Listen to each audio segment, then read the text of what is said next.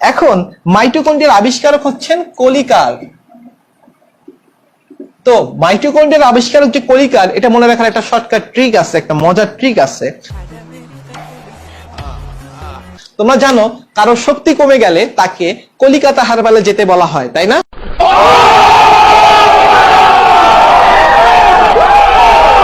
বিভিন্ন টিভির বিজ্ঞাপনে দেখছো কলিকাতা হারবালে যেতে বলা হয়। দেখো শক্তির জন্য আমরা কোথায় যাই? কলিকাতা হারবালে যাই। একই রকম দেখো মাইটোকন্ড্রিয়ার শক্তি ঘর ওকে আবিষ্কার করছে কলিকার। কলিকাতা থেকে কলিকার, মনে থাকবে তো আশা করি।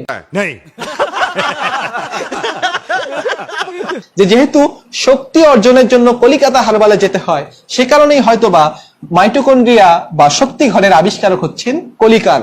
আশা করি তোমরা এটা আর ভুলবা না, কলিকাতা হারবাল।